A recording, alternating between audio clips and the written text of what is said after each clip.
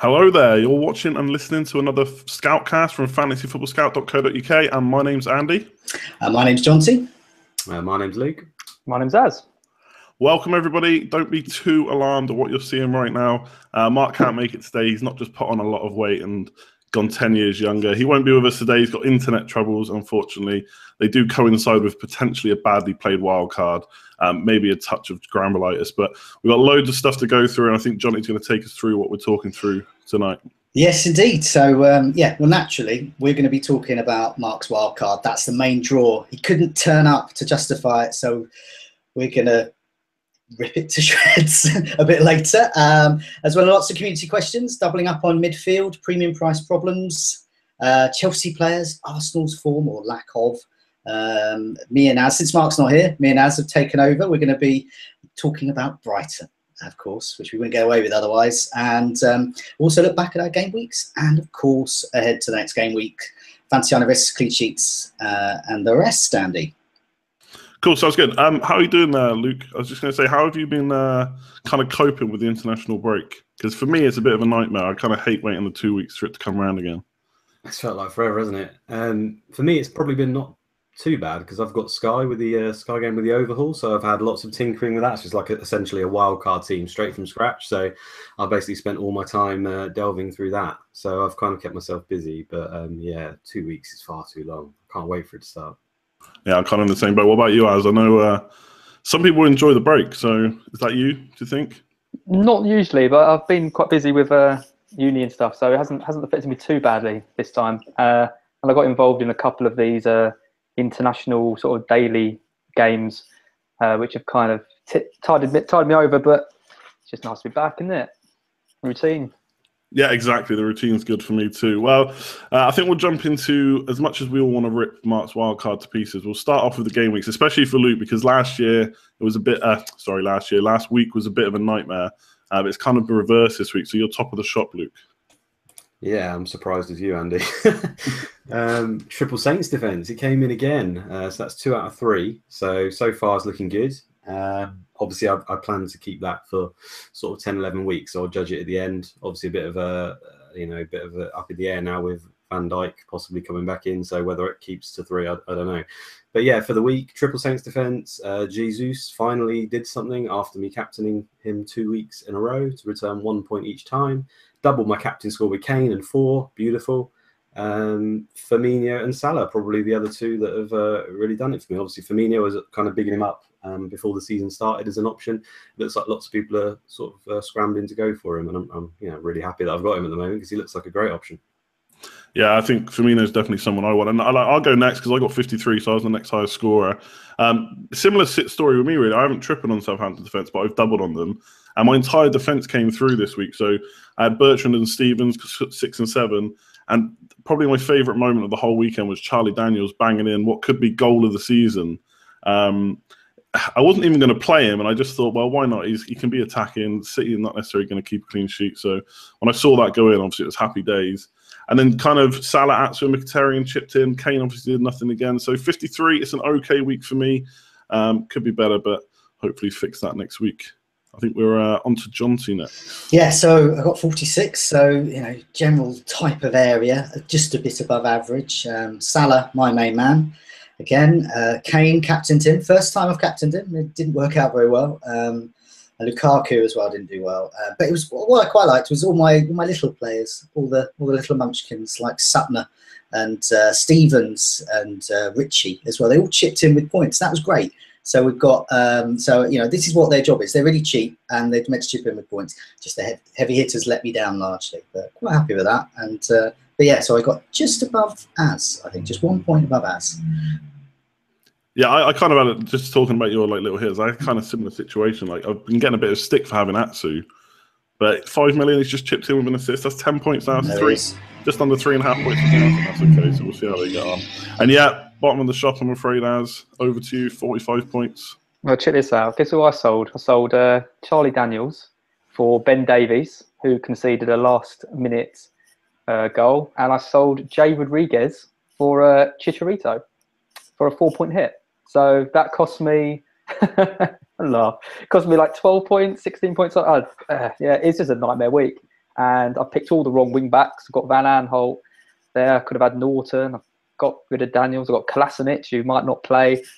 I don't know. It's not too good. It's my third consecutive 2 million rank, but the only way is up. Exactly, the only way is up. And it's probably worth mentioning at this point, Mark got 49. He also sold Charlie Daniels, so I wanted to get that in because only the best of us actually kept him for this week, knowing that there was a goal coming. So good for me, not so good for you guys. But I think, Johnny, we've probably got quite a few questions on Mark's wildcard. Yeah, we're going to go straight into Mark's wildcard. We're not going to do rough with the smooth this week because it was so long ago, really. We're thinking, look ahead. And Mark's already looking ahead. He's got rid of his whole team. He started again. So we've got a few questions. So what I'll do is I'll go through some of the questions and then we'll go through his wildcard and the changes he's made. We'll pass our judgment on it. And we've also got Mark's views on it as well. So one of us will better do that as well. All being well, if everything's gone well, I have posted up on Twitter. I scheduled it earlier. I may have messed up, but hopefully I haven't. So if you go on to FFScout on Twitter, you will be able to see Mark's previous team and his new wildcard draft. So anyway, lots of questions. Jarvish, does Mark regret playing his wildcard? Red Lightning, how much does Mark regret playing his wildcard? You kind of see a theme here. Witty Pun and Cloptonomist think the timing of his wildcard is so bad that they've actually developed a conspiracy theory that somehow it's some kind of FPL conspiracy. They've urged Mark to be some kind of wildcard guinea pig or something. But obviously lunacy. Triggerlips is now taking the conspiracy further. He questions why Mark hasn't turned up tonight, in phone problems, in kind of sneer marks, and wonders if his dog has also ate his homework at school. And FPL Virgin, who has been mounting a bit of a odd campaign around Mark's wildcard this week, but he brings up the issue of price rises, or rather lack of them. And this was, of course, one of the rationale for Mark II wildcard was that he saw lots of price rises on the horizon, and they haven't happened yet. So hopefully his team is up on Twitter, but if not, we're just going to go through it really. So in a nutshell, what he's done is he is waiting for Kane to drop in price, which he may not, but he's waiting to, because he's currently 0.1 off what he wants to do. So essentially what he's done is he's got rid of KDB and Abraham, and he wants Firmino. He's just gone Firmino mad. I must get Firmino. So Tammy Abraham's gone, Firmino's in. He's freed up a bit of money by getting Ali in for KDB. They're good moves, pretty good moves. But then to finance that, he's basically hokey-coked some of his weaker players for some more weak players. So the whole thing really is geared towards Firmino.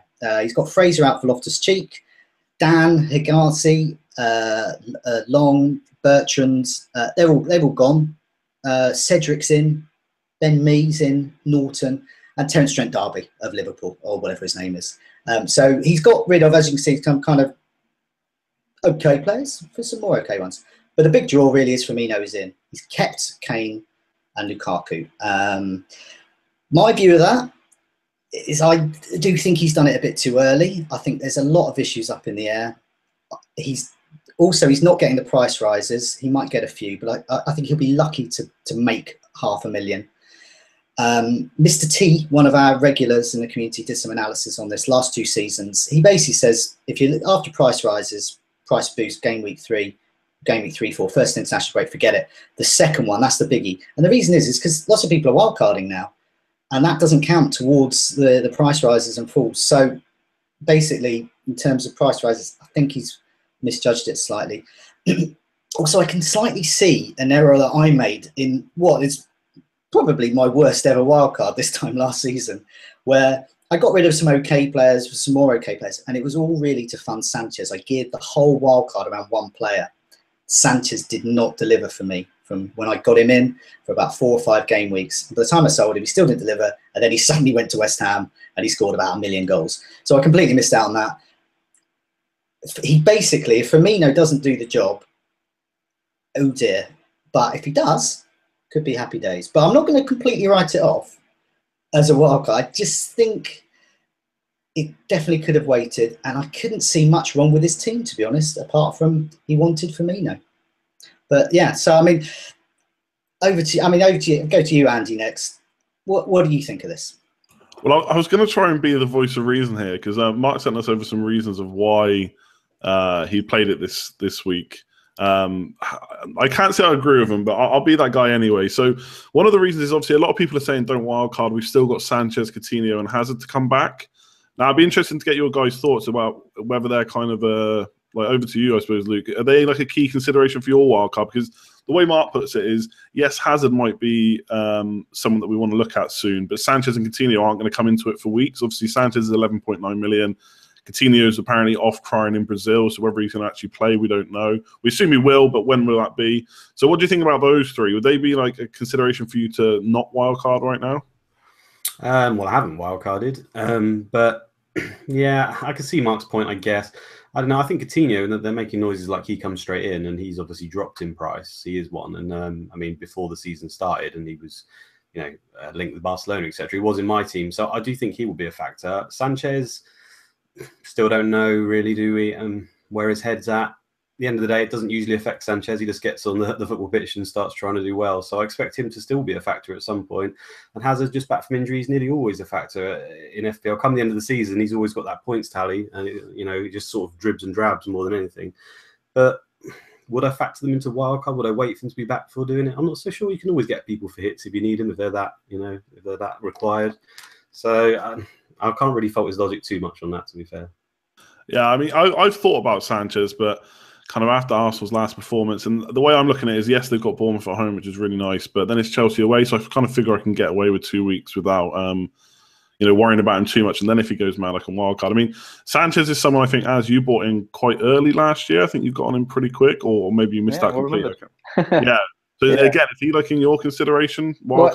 Well, the last couple of seasons I bought him in early. I think he got a hat-trick against West Ham last year quite early. And before that, he got a hat-trick against Leicester when they won the league. And I captained him for both of those games. And it was around about this time. And it always put me from about a 2 million rank up to the kind of 500,000, 400,000, something like that. So Sanchez has saved me before. The difference this year, particularly with those three that people are mentioning, are there are now other potentially better options in the team. So, I mean, Lacazette didn't play against Liverpool, but he's not going to be stupid enough to make that mistake again. And actually, I think Lacazette probably is a better option than Sanchez because we don't know where Sanchez's head is at and things like that. You've got Morata now at Chelsea, so is Hazard going to be the go-to person in that team? Morata's making a case for being sort of the main person to go for. And then with Coutinho, you've got Mane, Salah, Firmino, plenty of other options to get. So I think that it's one of those ones where if you've got the wild card, you can wait and see. And although we can kind of predict that they might not be a factor, we wait a few weeks and then we can see if they will be. And then you've still got the wild card to use to possibly get them in. So to me, it seems too early. But I don't want to be too critical because he's a good manager, Mark, and I don't want egg on my face in a few weeks when it pays off. Yeah, that's the thought in the back of my head that I'll absolutely rip this to pieces and then he'll smash the wild card and I'll be the one panicking to use it next week. But yeah, I mean, talking about big hitters, the one reason that I've personally struggled to even think about wild card, like it's not really crossed my mind, is Lukaku and Kane. I feel that, yes, Firmino looks like a great option. I want him in my team, but I want him at the expense of one of Kane or Lukaku because I want to use that money elsewhere. Otherwise, I feel like I'm struggling to get him in the team without seriously downgrading elsewhere. So are you well, we'll come to Johnny first on this one. Kane and Lukaku, do you think it's viable to have those two and Firmino long-term? Obviously, yes, short-term it looks okay, but long-term we've got to be thinking about with the wild card. Yeah, short-term, that's exactly, well, we'll come to my moves later, but I aim to have Firmino, Kane and Lukaku. I've got 2 million in the bank, which is because I've opted for a few players like Richie and Moy, so I've saved a bit of money there. I'm not entirely comfortable with that. I'll be getting rid of Gabbiadini, who could do a bit of damage, but ultimately I don't really want Gabbiadini. I did a comparison tool check, Fantasy Football Scout. It was basically like Pele versus Sylvain Ebanks Blake or something. Gabbiadini is so far behind Firmino in underlying stats and FPL points as well. But yeah, so I mean I think long term though, I think it's a hell of a lot. And if Coutinho does well, if Sanchez does well, and if Hazard does well, we've got to be starting to move money there as well. One of my disappointments I found with Mark's wildcard was that because it's so early and not at the great time in terms of fixture swings or money, I was expecting something a bit more radical. And I was expecting something like, say, Alonso in defence, one of Kane and Lukaku to go and perhaps covering them by doubling up on Mkhitaryan and Pogba or Eriksen and Ali. It's what he originally did on the FPL show. He had Lukaku gone and doubled up in midfield, and I thought, that could pay off. I think that could pay off. It's a risk, but it could pay off, and it's quite a radical move. And that you use some of that money that you're saving there to perhaps get Alonso, and it gives you much more flexibility as well. So yes, get Firmino in, but I think if you're going to be radical about it and be aggressive about it, you've got to be taking that risk and getting rid of one of Kane and Lukaku. And I mean, we'll come to this in a bit about the double ups as well, but I just think that's what I kind of would like to have seen at a wild card this stage. But I agree, Andy. I think long term, Firmino, Kane, and Lukaku up top, basically that counts you out of lots of good midfield options, I think. Yeah, I agree, and I think and to be the voice of Mark, I suppose he would say. Or I would say, to be honest, if you've got Kane and Lukaku, yes, you're going to have to use a transfer down the line. But once you're downgrading them, you're freeing up a lot of money anyway. So I suppose if you've got them in your wildcard team, if they keep firing, that's great. And if they don't, yes, you could downgrade one and put it into midfield. It might take you a hit, but that's like Luke said just a minute ago. That's probably not a big deal. And like some of the other points he made, were just to round this off, was that he played it this time last year and it went really well. So maybe we've got short-term memories. I think a lot of people, to be honest, play it in game week 4. I agree with Jonty that. I think the price thing is a bit of a myth. When I first started playing FPL like 7 or 8 years ago, people did make loads of money in this window, but for whatever reason, that just doesn't seem to happen anymore. So I don't know. He wanted to reallocate his budget, which is fair enough. I personally think it could have done a few hits. Maybe he saved himself some hits, and in the long term, it'd be better off. So I think I've always played it when I've either had like a lot of injuries, not playing players, suspension, something like that, or there's been a particularly big fixture shift, and it just seems it's not his team didn't really fit either of those descriptions. So it did seem a bit of a strange time, but you never know. Yeah, and I suppose sorry, I'll come to you a sec. I suppose like everyone's team's different, right? I mean, it's easy for me to say don't wildcard, but I've actually got lucky with picking Mkhitaryan straight away, so I've not had to scramble to get him in. I got 2 free transfers. I'm already struggling to choose one of them, so it's easy for me to say not wildcard. I suppose everyone's own team. But I think Luke, did you want to say something? Yeah, I was just going to say, I mean, the whole price rises and fall things is a bit hindsighty, because at the point of when he's made his wild card, I think I was in a similar situation. I've got Fraser Forster and KDB in my team, and they both looked like they were dropping, and I was strongly considering wild carding just because there was a nightmare to try and sort the funds around there. The only thing that really made me didn't do it was the fact that I'd backed this Triple Saints from day one. I thought, I can't bail on it now. I'm going to do it. I'm just being stubborn like I normally am. So I think that's a bit hindsight in terms of the price thing. And John, I was going to say, Joe, you said you're quite surprised that Mark didn't do something radical. Mark doesn't play radical anymore. That's why he's so good. He is really safe. He is aggressive, but he's really safe. I'd be very surprised if he did something radical. And then the other thing I've noticed about his wild card, I don't know if any of you picked up on it, just looking at it, he's actually throwing his eggs in 3 attacking baskets. You've got Loftus-Cheek and Carroll, which you're going to rotate, but you're probably not going to get too much from them, fair enough. But aside from that, he's got double Spurs, double Liverpool, and double Man United. So he's basically relying on 3 attacks to do well, which is similar to what I've had, the triple Man City thing, which has obviously been a bit of a nightmare. So, those 3 teams don't do it. I wonder if he's even realised that. He's obviously going to be scrambling around for points. Yeah, I don't personally think that's such a bad thing, because he's doubling up on the teams that are most likely to score the goals. Yes, you could put Man City in there, but I just don't know who you pick from Man City. So I don't know. We'll see how it goes. Like, he's going to be back on next week. I'm sure the internet troubles will be fixed, and he can come and tell us why we're all wrong. And we'll go from there. But like, one of the things we're talking about was Liverpool midfielder. So I think we've got a question on that, haven't we? We have, yeah. And we'll talk about that double up as well. So Mike Harborough. As with last season, he says, and with the Suarez and Sturridge season, remember that, is the Liverpool double up back on? And if so, which 2? And but then FC Lackless points out, waiting for the Liverpool team sheet is like waiting for the City one, nerve-wrangling times. So are there safer options, especially around the Champions League games? So, I mean, I personally think, yes, now is the time to double up. And I had a little look on 2 key metrics here, 2 key sorts of stats, shots on target and shots in the box. 4 names pop up as being the leaders in both of those categories: Salah, Mane, and Lukaku and Kane. All 4 of those are absolutely storming it in terms of getting shots accurately on target and from close range. That's good. Goals haven't come for Kane yet, but they have for the others. So I think for both of those 2, why not? They're going to keep scoring. But where's Firmino fit into that? Well, he does other things as well. He's not one of the leaders there in terms of shooting box, because that's not what he's doing. But he is getting goals and he's on penalties. He's better for baseline bonus as well, because he's not doing the kind of things that Salah's doing, like keep peppering the goal with shots. But he is getting some of those shots close range and on target, and he's creating chances as well. So I think two of those, I think now, just as it was about this time last year, something I didn't do this time last year, I put all my eggs in a big Sanchez basket, and I ignored, I just got one of Coutinho or Firmino, or I think I infamously ditched Firmino, in fact. And I think now is definitely the time to do it. Yeah, so that's definitely I'm up for the double up there. But yeah, I mean, Az, what do you think? Are you up for a Liverpool double up? Possibly. I mean, I did it last year a bit differently. I went with Lallana and Coutinho, I think. And the trouble is that there isn't really a 7 mil mid doing it for Liverpool. So they've got Henderson, they've got Wijnaldum, they've got Chamberlain, players like that who I don't really want to go anywhere near. So it means shelling out for the more expensive players. And because I've gone so heavy in defence with Kolasinac and Alonso and Davies and all the wing backs that I've kind of set myself up for, I just can't afford too many of these expensive players. If I could, I think, as you said, I had a look at Mane's stats, and I think the Mane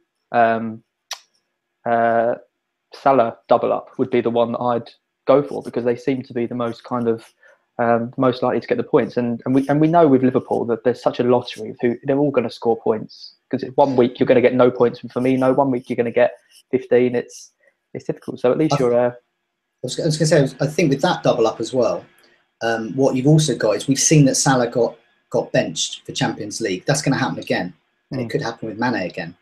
But he's not going to bench both of them. So when Liverpool have got a fantastic game and they're peppering the goals, you're going to have at least one of those two. So I like both of those two. Firmino is a little bit cheaper. Mane is like an extra $500,000 to $1 million more. So that's why I think Firmino, Salah probably has the slight edge for me. But if I had tons of money, I'll go for Mane, Salah. Me too. What about you, Luke? Are you looking at doubling up? I don't think you've doubled up, right? Oh no, you have, haven't you? You're already on doubled up from season start. Yeah, Firmino and Salah I went for just because they were the cheapest options. Really, I would prefer probably Mane and Salah, but it was $1 million more. So I thought, why not go for the guy who's going to be in the penalty area? Hopefully, just getting all these cutbacks and tapping them in. So far, it's kind of worked out like that. So yeah, I mean, I don't think you can argue against any Liverpool option really from those attacking for sort of front three. But yeah, I mean, even Oxlade-Chamberlain and Wijnaldum and all these other players that have come in, I wouldn't be surprised to see them score relative to their value and do fairly well. They wouldn't be anywhere near my team, but I still think Liverpool are just a great source of FPL points at the moment. Yeah, I agree. I mean, I'm currently on Salah as well. That's who I started with. I think if I double up, and I really want to, and ironically after just bashing Mark's wildcard, I can't really afford to do it unless I wildcard to redistribute some money. So it would be Salah and Firmino for me. They're the cheapest options. I think Mane is going to do really well, but is he going to outscore Salah by enough? I'm not sure he is. Yes, he might be the highest scoring Liverpool player in attack, but I think Salah can keep up with him. So I would go Salah and Firmino. I think just Firmino taking up a striker spot and not midfield when I've already got players like Eriksen and Mkhitaryan that I've got in my team is kind of the way I'm going. I think, I don't know if you read it out, but there was a question on kind of whether you get nervous around the Liverpool team sheet like the Man City one. And I think, like you said, they are gonna rotate, but I don't get that nervous. I think Coutinho, if he comes back in, is going to be a problem because you'd imagine he's going to want to play Firmino, Mane, Salah, and Coutinho most games. But there's obviously the chance that he benches one of Salah, Mane, and Coutinho plays in that position like he would have done for a lot of last season. So I do think we're going to see rotation. I think that's just something we have to accept because we're probably going to see it for most of the top 6 teams. He has his pets, doesn't he, Klopp? His what, sorry? His pets, his favourite little people. Guardiola doesn't really seem to have. He sticks his arm around Firmino and Salah and Lallana, and they're all the ones he kind of goes for every time. So I feel less concerned in that case. Exactly. I think he's got a preferred starting 11, and when he can, he'll use it. Whereas Pep, like you say, exactly. He's got a system he wants to play, and then he'll fit in the players around that. So, yeah, I think we're all agreed. Double up looks pretty good. Salah seems to be the main man. Obviously, he missed that one game through through getting a rest, but he's 11 points in the other two, so I'm really happy with him. Well, I was just going to add to that, Andy, and that kind of proves the point. The rotation is not really an issue. I mean, even one of the top scoring players in the game, Salah, pretty much missed the game. He came on towards the end, didn't he? And he's still right up there. So I wouldn't really worry if they missed the odd game. They're probably still going to get time off the bench or justify it just by scoring so well in the games they do play. So I think they are great options. Yeah, I just wanted to add about Salah as well, especially because Luke's here as well. In the Sky game, he was priced very kindly compared to the other Liverpool mids. Partly on Luke's advice, but I got him in for the start, and I'm keeping him because it's just proving exceptional value. So if you're playing Sky, get Salah if you haven't already got him. Yeah, I agree. And, well, not for Sky, for FPI, and Luke's the master of Sky. But, yeah, so talking about midfielders and doubling up, I think we've got a very similar question maybe for other teams. Similar, yeah. So this is the theme about doubling up. But this time it's because Kane costs 12 point whatever he costs, and Lukaku costs 11 point whatever he costs. So this is what I'd hoped to have seen in Mark's wildcard side. And I think I would hope to see in others who are wildcarding now. So take that risk. So it's Fulham for life asks, can Pogba and Mkhitaryan and Ali and Eriksen outscore Lukaku and Kane respectively by having that double up? And is there enough of a margin to make that worthwhile? Red Lightning follows that up by, is Kane now a troll? So we've seen already, Kane's on something like 4 points, and whereas Pogba, Mkhitaryan, Ali and Eriksen, they're amongst the top scoring players now. So yeah, they're definitely doing well. And Mike A. Wallace on the Manchester side, he asks, is it time to ditch Lukaku? He mentions that he sold Ibrahimovic around this time last year. This time last year that we didn't have these midfield options though, so it actually makes it even better to sell Lukaku now, perhaps, if you can double up. And but there's a warning from heels overhead. He's really against coverage and attacking points. You get the players that you think will score the most, regardless of the team. So stop getting hung up by teams, as in I need to cover Manchester United. I haven't got Kane. I must get Spurs midfielders, things like that. Just get the players that you think are going to score the most. Sounds simple, but people don't often do it. Just so happens at the moment that all these midfielders for Spurs and Manchester United happen to be scoring a lot as well. So, but yeah. So I mean. Luke, I don't know what's your thoughts on this. Would you be prepared to do? You've already got the Liverpool double up. Would you be prepared to perhaps go for one of these? Go for this kind of double up and urge people not to perhaps get rid of one of Kane and Lukaku? I can certainly see the value in it. I mean, especially Mkhitaryan and Pogba because they're still so cheap. The thing is, that's two players comparing to one there. I need to know who the other player is that they've got alongside him to actually judge that. And then it's like, who do you captain out of Pogba and Mkhitaryan each week? There's still that sort of discussion in your mind, or Ali and Eriksen. Whereas if you've got your Kane or your Lukaku, it should be pretty obvious as to who you're picking. So I just think it makes it easier just by going with the Kane or Lukaku and the other player, whoever that might be, just because it takes away the chance of you messing it up. I know they've not been great captain, well, Lukaku has, but Kane hasn't been a great captain so far. But I don't see that lasting. I just, the stats are incredible. Going Kane and someone else and just leaving it on Kane takes away a decision that I will probably get wrong. So that's my approach to it.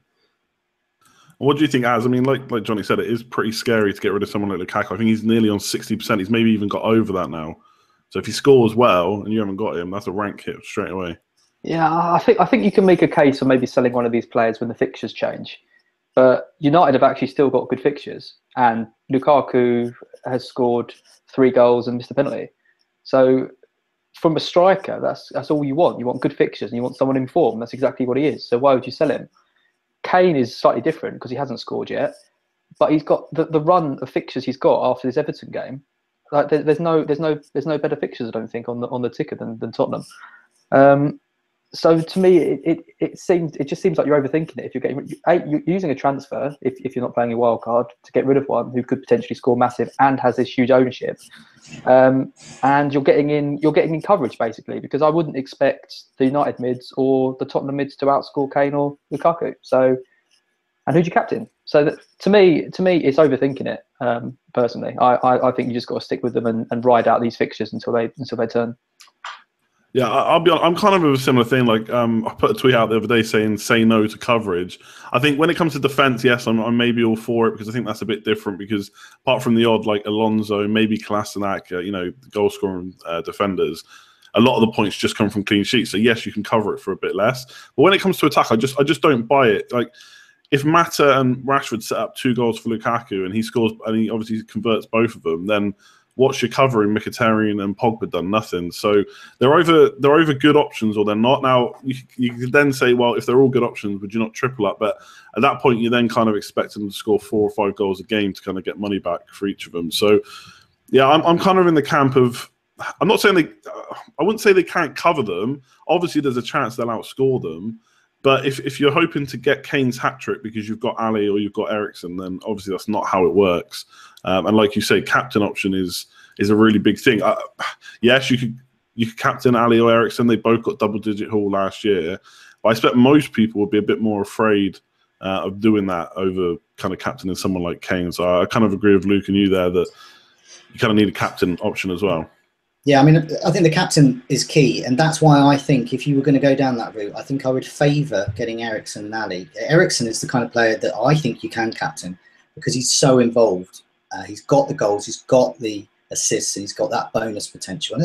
And basically, that's what it's all about. It's about accumulating points there. And I think if Kane's going to do well, it's likely Eriksen's assisted him, or in fact, Kane has assisted Eriksen. So I think Eriksen is a viable captain choice. But at Manchester United, I don't personally wouldn't feel comfortable captaining Mkhitaryan or Pogba yet, but I would with Eriksen because we've seen him do it last season and he's already done it this season.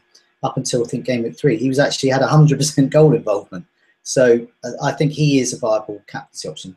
At the moment, I'm a dullard, so I'm quite happy to go in with Kane and Lukaku. But I think for more risk-taking managers out there, because we've got a case of all the types, and I think they should be thinking about something like that. I think it's quite a radical move, and I think it's a good one. Yeah, one thing to kind of end on, I suppose, is like we all got De Bruyne in at the start of the season, which I think for most of us, at least it was for me, was a coverage thing because I didn't really want to fit Aguero and Jesus in. So that kind of straight away tells me that coverage isn't something you can do because you're not going to suddenly get Mata in or Rashford to cover those points. So I don't believe in it. I think you get the players that you think are going to do well and try and fit them in around and look at captain options. But so yeah, going from good attacking teams, Man United and Spurs, we're going to move on to rubbish team in general right now. Arsenal, I think. Yes, Arsenal indeed. Crisby asks, what are our thoughts on Arsenal and their good run of fixtures? And they are good. Having a look at it, Bournemouth at home, Chelsea away, that's tough. But then you've got West Brom at home, Brighton at home, and then Watford away. It's a good run of fixtures. So a lot of, should we be writing them off because they've had a pretty poor start? Or do we expect them to get back on track? And our players like Kolasinac, who started quite promisingly, but has kind of dipped off, worth keeping. And RVP FC, so we can kind of tell where his allegiances lie with his RVP. Could it be a good time to get Sanchez in? A lot of getting rid of De Bruyne. And we'd only need to find a spare 2 million tucked around the back pocket. But Arsenal often start badly and then go on a great run, have some great fixtures coming up. So he says time for Sanchez. I'll go to Az this time because you've got Kolasinac, so you can speak from experience there. But what do you think about Arsenal in terms of both their defence, but then also perhaps something about their attack? You talk about fantasy managers overcomplicating things and doing things differently. I mean, Wenger playing a left back at centre back, a right back at left back, his best striker on the bench for Welbeck, who can't hit a barn door. I mean, the trouble isn't the fixtures or how well they can play. It's just does Wenger know what he's doing anymore? It just seems so logical when you hear the pundits talking about, all the things that are going wrong there. You look at Ramsey shouting at the Ox when, the ball's being played and they concede a goal. There's just so many problems in that team at the moment, confidence-wise, player position-wise, tactics-wise, everything, that their fixtures could be the best, and I would still be sceptical. I mean, I've got Kolasinac, and I'm not even remotely confident that he's going to play, let alone do well. If he gets a run of starts, I think he will do well, but I don't understand why he's not playing. It just seems I can't understand it. So to me, I wouldn't get any of their players in until they show some semblance of form or they look like a cohesive unit, because there's just nothing good about them. What do you think, Luke? Have you got any Arsenal players already looking to bring me in? No, I haven't got any. It's just so, I mean, Az has covered it there. They're not looking great at the moment. Arsenal can suddenly flip and suddenly go on a run. We've seen that happen plenty of times, and the fixtures are there. So there's no doubt it could happen. Sanchez, I don't think he sort of has any of those factors going on in his head. I think he literally just wants to play football, so he may still be able to rise above it. I do think it's risky getting him in still until we've seen, for sure that he can actually do something. And you're only going to potentially miss one haul there. If he comes in and he does well, then by all means try, use a hit and get him in for the good fixture. But getting ahead of that is a bit too much of a risk for me. Wenger's done this a lot. It's not new. New players that he signs, he generally sort of weeds them in after a little while. Even last season, like Xhaka, when he signed him, everyone thought he's going to come straight in and do amazing. He didn't even play for like the first sort of 6 or 7 games, really. And with Lacazette and Kalanastic, these players, they seem to be kind of just weaned in rather than thrown straight into it. And that's common for him. I could kind of expect that. The thing is, with Arsenal, it'll probably end up being Giroud who gets up the points, something like that, and you're just never going to bring someone like him in unless you truly are mad. Yeah, I'm kind of in the similar, but I hate to put like such a simplistic answer on it, but I'd almost say if you've got them, I'd keep them because you've got Bournemouth at home. Surely Wenger can't make the same mistake and bench Lacazette. Welbeck is not good enough. I think he does create a bit of space. He's fast, and maybe if Sanchez still wasn't around, then he could play on that left side. But I think Lacazette's got to play up front. So if I had them, I'd keep them for sure. You can assess how they're going to do against Bournemouth, then maybe get rid against Chelsea if they're no good. Would you bring any in? I don't think so. I'd love Sanchez to do well, but at nearly 12 million, he's got to get so many points for you at that price. And I just think with kind of Eriksen, Ali, Mane, etc. in midfield for a lot less money, it's just tough to go there. Now, if they do really well against Bournemouth and I see how they play against Chelsea, then I will definitely consider them for kind of the next few fixtures because they've still got them. But right now, I'm not considering them. And I've seen people kind of say, well, it's a World Cup year. They're going to want to play for their team. But you're telling me that Chile aren't going to play Sanchez or Germany aren't going to play Ozil if they play badly this year. They're going to be straight in their national teams. I don't think that's a kind of consideration at all. So I don't know if you've got any different views, John. I don't know if you're considering anything. Well, I'm just having a look at the underlying stats, really, to see if there's anything we can glean from them, any hope, really. And it's pretty, in terms of shots on target accuracy, that's the key thing, really. It's just a mess. I mean, you look at it, it's Welbeck, Ramsey are the highest with 3. So that's nowhere near the Salahs, Mane, Lukaku's, and Kane's that we were mentioning earlier. And then, yes, you've got Lacazette down there with just 2 shots on target. He's meant to be their main striker. That's just not good enough. So you wouldn't be getting him in. And then you've got Xhaka, knocking around. We still don't know sure what he's doing there, really, as a fantasy asset. And then the only player I would consider on underlying stats is Özil. And everyone's saying, wow, he looks awful and stuff. But he's created 12 chances already. That's huge. That's a huge amount. And he's also had 7 goal attempts, none on target though. So that's what that shows me in terms of a kind of a goals imminent or an assist imminent type thing, is that he is at least giving it a go. He might not look like he is, but he's at least giving it a go. And I think he has slightly potential. So if Arsenal are ever to click, Özil could get some points. Can he compete with all those players that we've just been mentioning from Spurs and Liverpool, Manchester United? No way. So not for me. Yeah, and that's the problem with Ozil. He probably is going to get a few assists soon with those kind of stats. But 9.5 million, who's investing in him? No one, I don't think, right now. So, yeah, Arsenal look like a bunch of duds. But Chelsea, on the other hand, I think they've got a good few options maybe coming back. Yes, so Daddy Pig from the Peppa Pig cartoons and also Fantasy Football Scout has been asking, is Alonso worth the extra outlay of funds? Those who experienced his brace earlier this season would probably say yes. And Sick Boy, are we jumping on Hazard immediately? Was it more prudent to wait and see? Basically just got to look at form of fixtures here. So we're talking about, I've just been looking at underlying stats of Arsenal there. In contrast, Chelsea are looking really great, and Alonso's right up there. So in terms of goal attempts, Morata's had 9, so he's good. So he's their central striker, and he's doing the job. And he's got goals and assists, so he's got assists as well. He's a great option to have. And then Alonso's just behind him on 8 goal attempts. So basically, in terms of kind of goal attempts, and bear in mind half of his were on target as well. He's actually 7-1 now. He's actually great value. I think we have to think, if you're going to have Alonso, you just got to change your mindset. You just have to go, he is a midfielder. He is a winger, but he also gets lots of clean sheet points. So that's just the way you have to think about it. And their fixtures, I think they're a bit middling, really. So we've got some time. And this goes back from me to Hazard.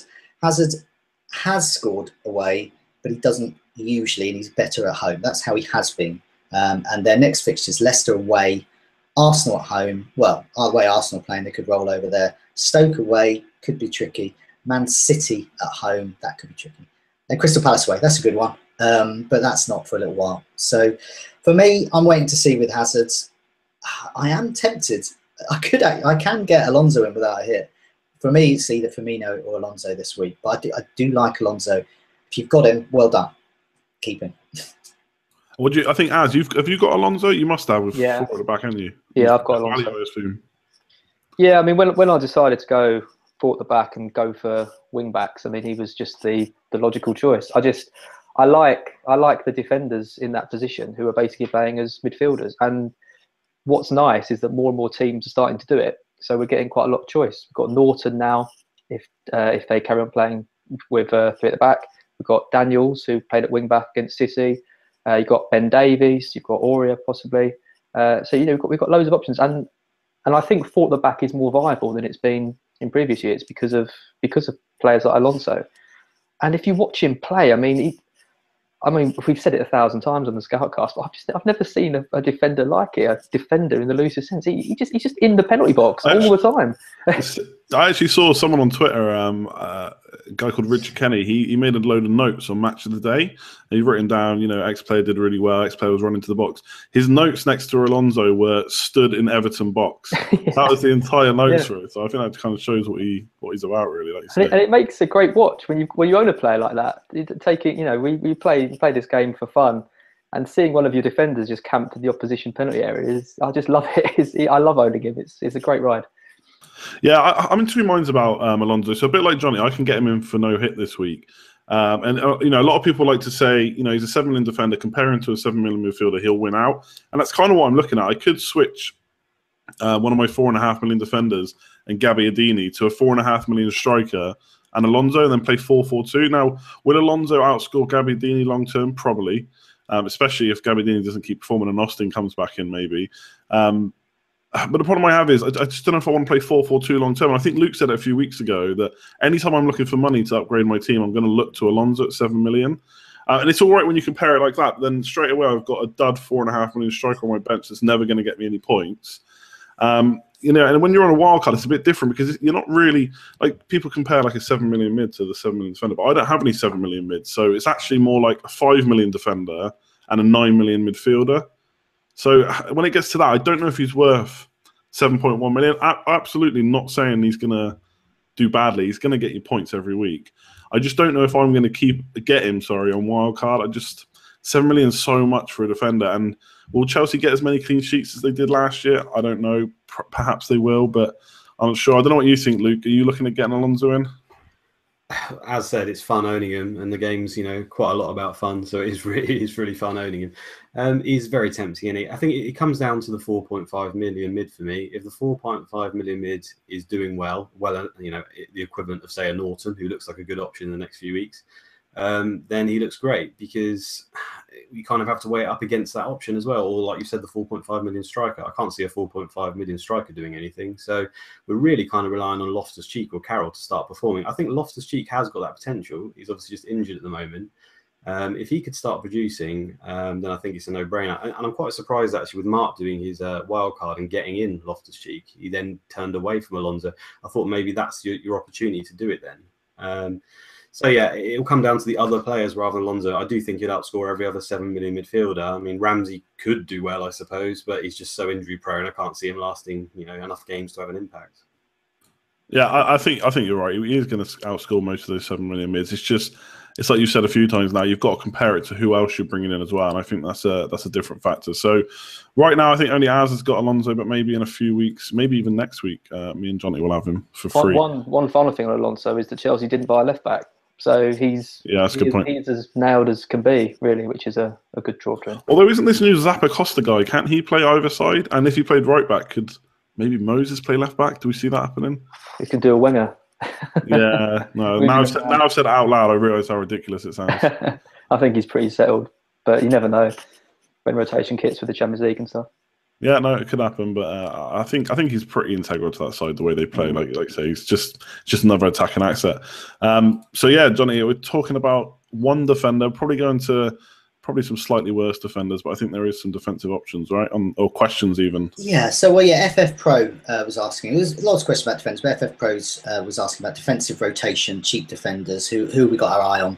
in the coming weeks. So, and also he says he also enjoys hearing Luke's views, which is handy because about a day before this question was posed, Luke asked, before Luke knew he was going to be on the Scoutcast, said, "This is a good question about defenders," and pretty much asked a very similar thing, really. And he's got some views on defender strategy. So, Luke, over to you. Yeah, less about rotation. I've not really been any good at that in the past, but I think sometimes we're sort of prone to overthinking defenders quite a lot. Obviously, that's what we do as fantasy managers. We're looking at bonus points, we're looking at attacking output, and that's all good. But I was basically doing some research for some Sky articles and stuff, and I played with the ticker on the members site. I did it for the first 3 game weeks, sorted by defence, who was the best defence fixtures-wise for the first 3 weeks. It turns out Southampton, West Brom, Man United and Huddersfield were the top 4 teams. Now, 2 of them have got 3 clean sheets, and the other 2 have got 2 clean sheets. To me, I think fixtures play the biggest part for defence and always have. That's fine within that defence if you can start looking at bonus points and who's got the biggest goal threat within that sort of team. I think that's a good choice, but I think you should really rely on fixtures more than anything else. I think it was similar last year. The teams with the best fixtures generally did well in defence in the first sort of opening weeks. And if you were playing your wildcard now or looking to bring people in, I sort of looked for the next 6 weeks or so, and there were some names up there like Saints already still in there. I'm glad I got the triple up. Swans, Brighton, Newcastle, and surprisingly West Ham have done really poor. So I guess that'll be the real test. If West Ham start churning out a few clean sheets, it kind of proves the theory. So for me, I just think we overcomplicate it sometimes, and fixtures are probably our best guide for clean sheets. I don't know what you guys think about that. Yeah, no, I completely agree. And all those teams you mentioned as well, looking at the ticker as well, you've got Southampton, Swansea, Tottenham, West Ham, Arsenal, Newcastle, Huddersfield, West Brom. These are the best ones to start investing in. Some don't have form, so there's question marks over the likes of perhaps Arsenal there. But Huddersfield, I don't see any reason why not. They've certainly still got the fixtures. I mean, they're not going to do it long term, obviously. Well, maybe, but they're definitely going to do it short term. But I just wanted to add one thing as well. If you move the fixture ticker along a bit to game week 6 and beyond, suddenly Everton become a big sea of lovely, easy blue games. They starts off with Bournemouth at home and Burnley at home and Brighton away. I mean, that looks, I would be very surprised if an Everton defender doesn't give you at least 2 clean sheets out of those 3. So for me, I'm starting to look ahead a little bit. Game week 6, I'm starting to think about Everton already. And what about you, Az? Obviously, you're the man with 4 at the back. So are you looking at fixtures? Or I suppose with your kind of side, you're spending a bit more. So maybe they're a bit more fixture-proof. Yeah, I didn't really look at fixtures when I did my defence, which is a bit rare for me. I just wanted to pick the ones who I thought would be the most attacking, and then that way I can just not really worry about it. I think the problem is that you double up with Man U or someone like that with a good run, very expensive defence. So we got lucky with Phil Jones this year at 5 million, but really before the season started, none of us were really considering him. We were thinking about more like Valencia and Bailly, who are 6 and 6.5, or you kind of go for these mid-side teams like Southampton, Everton, and might be a bit above that now. And you double up with them and you hope that the fixtures are good and they can get the points. I've done that before and it's been terrible. So I remember doubling up on a Moyes Everton team a few years ago, and I think they had like the 4 easiest games you could ever imagine, and they conceded every game. And I just don't like the risk of doubling up, because I know you get the benefits. I mean, Luke, when we were on last week and you were, I think Southampton had conceded or conceded a couple of goals to West Ham, and that's it. You get 1 goal and then your clean sheets are wiped out, and then you have a miserable week. So at least when you're attacking, you can always have the potential of points. If you can combine both and maybe double up with some attacking sort of defenders, then that might be good. But yeah, I'm playing a bit differently this year in defence, and it's quite exciting so far, but going for the wrong ones. Yeah, I just wanted to sort of briefly touch on that. I mean, it's more like, say, loads of people had Daniels pre-season because obviously he looks like he's a good attacking option, and he has now scored, so he has sort of rescued himself a little bit there. But I mean, for 5 million Daniels, with those fixtures for those 3 teams, I mean, Huddersfield, no one thought they were going to do anything at all. No one was looking to bring in double Huddersfield. So all these other factors are sort of almost pale into existence compared to the fixtures. They seem to just override everything, at least at the moment. And I think a lot of people may have got tricked into, Daniels is a great attacking player, when they could have just quite easily gone for a couple of Huddersfield players at 4.5 million and they'd be up right now. So yeah, that's kind of just the view I wanted to put out there, and it may all backfire in the end, but it seems to be working okay for me, Southampton wise, and I also think Norton, I think, has been mentioned a few times in the next 6 weeks, and I think Mark's got him on wildcard. I think he's going to turn out to be probably the best sort of 4.5 pick going forward. Yeah, I think I agree on Norton. I'm a bit like you. I haven't tripled up. I'm always a bit wary of tripling up. I suppose when you do it at the start of the season, when you can make unlimited transfers, then it's probably a bit easier to do. I mean, I've doubled up on Southampton, and I've even had a bit of stick about that. But the way I kind of look at it is similar to you: is if I'm backing one of their defenders to do well, and there's another one that's similarly priced, surely he's going to do well as well. And if, of course, if I get it wrong, then I've got it wrong for both of them. But I could easily get it wrong for another player as well. So I think you have to look at the value. And I've got kind of when I get to the kind of the £6 million mark, then I do usually bring them in at the start of their good fixtures, but I won't panic about taking them out when the fixtures turn, because I feel like they've probably got enough there to get something. But like some way, Southampton defenders will be gone as soon as the fixtures aren't there, and maybe I'll look to double up elsewhere. But I mean, nothing more to say on that really than you guys have already said. I'm looking at Norton. He's probably going to be my transfer in this week, and then Burnley have got some nice home fixtures. Hopefully they'll start keeping some clean sheets with Heaton at the back. So yeah, I kind of look at probably the next 5 fixtures when I bring my defenders in, and then anything after that I worry about at the time. So yeah, similar to you guys really. And yeah, so just to end, I think we're ending on a low, Jonty? We are. Last question, yeah. We're ending on possibly the worst team this season, and it's mine and Az's team, Brighton. So this comes from Mark Harborough again.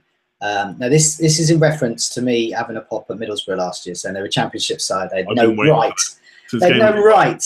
They had no right to be in the Premier League, the top flight amongst the elites. Now the gods have smited me. During the transfer window, Brighton managed to sign 0 strikers. They have a guy, Hemed, who they were about to loan to a Championship side, who is a Championship player, let's make no mistake, and now they can't. They've got to keep him. Looks like he's actually now injured. And they have another striker called Murray, who's about 100 years old, and he is also injured. They could very well be up against a West Brom side with no strikers. Yeah. So Mark Harborough asked, with their failure to sign a striker, Brighton shaping up to be this season's Middlesbrough? Well, possibly. There is a bit of hope, though, for me and Az. Look at team stats, attacking-wise. In terms of goal attempts, yes, no, they're not great. They've had 27, but Swansea have only had 16. In fact, Everton have only had 23, and Bournemouth have had 24. Now, a lot of people are looking to get Swansea attackers in, and people are getting Rooney and looking at Sigurdsson. Well, actually, Brighton are actually getting more goal attempts than them. And then in terms of defending, and this is where I think Brighton this is where they think they might be of use. Now, I got a clean sheet and a bonus from Marcus Suttner at the weekend. I think if you've got Dunk, Duffy or Suttner, I think you could be doing well because they've got good fixtures coming up. And in terms of goal attempts in the box conceded, this is bearing in mind they've been up against the likes of City and Leicester as well. Well, they're doing really well. So City have conceded 13 attempts in the box. They're the stingiest defence this season. And then you've got Manchester United, Liverpool, Newcastle, surprisingly, and then Brighton as well. So I think there's hope. I think if you've got a Brighton defender, I've got a Brighton defender, they've got good fixtures. They're up against West Brom, another side that's not very good with strikers. I think they're okay. But I think we'll try and keep that Brighton chat brief. So just hand it over to Az, and then we'll move on to next week. Well, I've got a Brighton midfielder in my actual team who I'm playing every week because I believe that they will do something. But I mean, how they can not score in 3 games, not score against 10 men Watford, and then only sign Tim Krul on deadline day is just it's laughable. It is laughable. I wouldn't go near any of their attacking players if I was advising anyone. I'm doing it because I think this could well be their only season in the Premier League, and I want to enjoy any goals I get from Pascal Gross, which may or may not happen. But yeah, I mean, there's not really much more to say. They are Middlesbrough. I hated Middlesbrough last year, and it's such a shame to say that. But their defence looks quite good value, but attacking-wise, just don't go near them.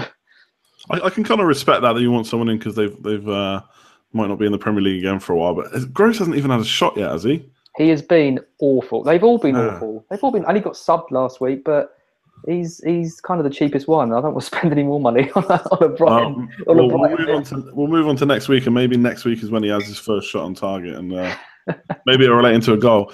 So yeah, let's go with clean sheets first, and we'll come to Az. You can go first.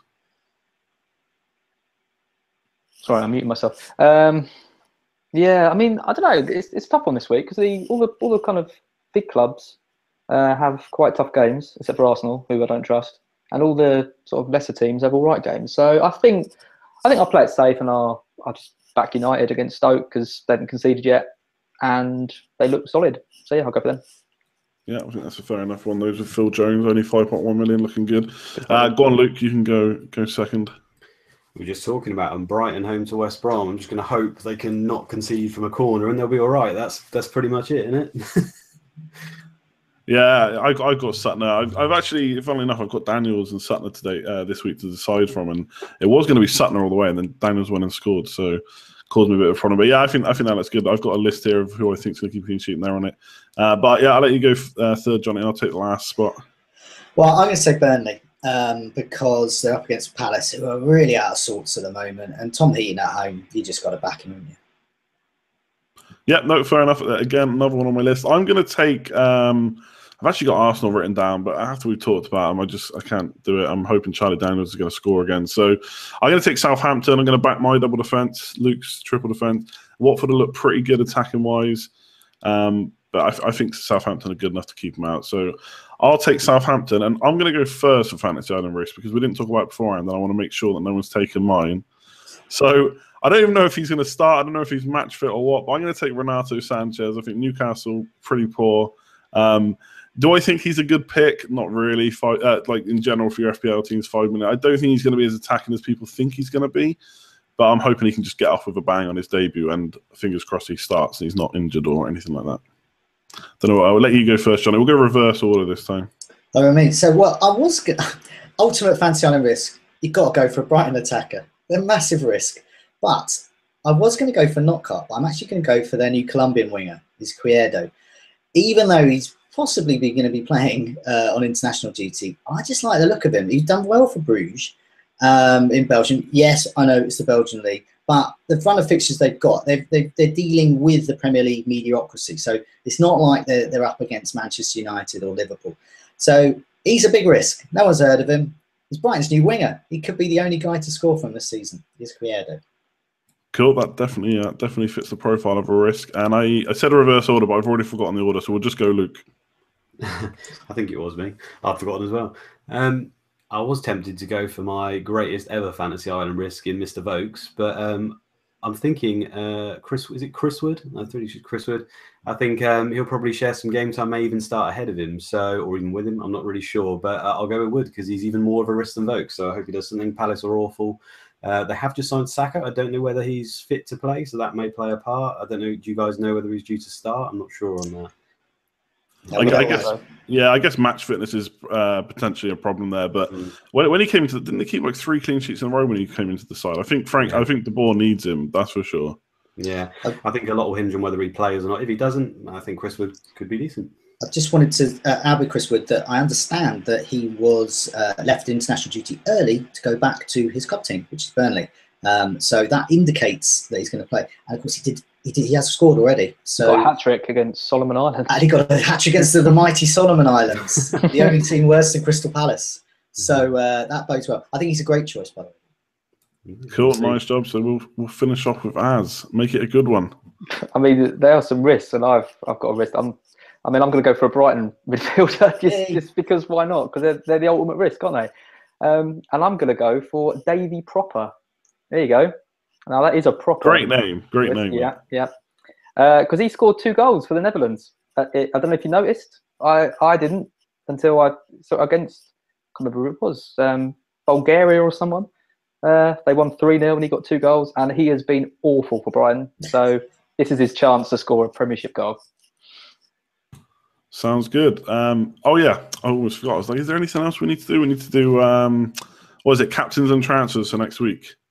So do you want to start with us, John T? Start us off. Yeah. So I'm going to play it nice and safe. I'm going very dullard this season. Lukaku has the form. I think he scored 7 so far for club and country since the beginning of August. So that's absolutely fantastic. And he's up against Stoke, who I did a bit of research for the Captain Poll article. Actually, they're not as good at home as you think defensively. They do concede a lot of goals in the box, which is where Lukaku shines. Transfer-wise, I've got 2 million in the bank. I don't like Gabbiadini at the moment. And I definitely don't like John Stones at the moment. One of those two is going to go. It's either going to be Alonso in or Firmino, but I think it's going to be Firmino because I just have that slight reservation about going 4 at the back at the moment. But I don't want to put anyone else off getting Alonso. I think he's great, but probably Firmino. Yeah, that's fair enough. If I could get Firmino in 2 moves this week, I'd definitely get him as well. I'll do mine next. I've got 2 free transfers. I've also got Gabbiadini, but because I can't get Firmino in easy enough, I'm going to keep him and hope he can do the business against Watford. I kind of, even if he gets a goal, that's 2 goals in 4. I'm pretty happy with those returns for him. I'm not expecting miracles. So I'm going to be so boring. I got 2 free transfers. I only made 1 transfer this season. Bearing in mind, I took something like 24 points hits last year. And I'm going to do Stevens to Norton is going to be my 1 transfer, and I'm going to roll it. And I don't think that Stevens is going to miss out. I think there's probably a good chance that he plays against Watford. But long term, I'm always going to have that problem now with the starting lineup. I think Van Dijk, unless there's some massive issue there, where they're going to let him rot on the bench till January, then he's going to come straight back in the team. There's only one other spot. It could be Stevens, and maybe I'll regret it. But obviously, the other good thing about getting Norton, they got really good fixtures too, and he's only 4.5 million, and he's playing right wing back. So I save another 0.5 million, so that'll give me $1 million in the bank and another 2 transfers to think about next week. And then captain wise, I think I'm going to go Lukaku. I've thought about Kane. I think I want to just give him 1 more game, and he's definitely going to be my captain in game week 5. So I'm going to stick with the big man up front and go Lukaku. And I expect you're going to do the same thing. Yeah, probably. It's on. Actually, I think it's on Pogba at the moment because I don't know because I watched him play last before the internationals. I thought he was pretty good, and I thought he was a bit better than Lukaku. But it's probably going to be Lukaku. Hernandez is tempting because he's got Huddersfield, but they seem quite solid, and West Ham are rubbish. But he could score. I don't know. It's probably going to be Lukaku or Pogba. I think Man U are a good bet.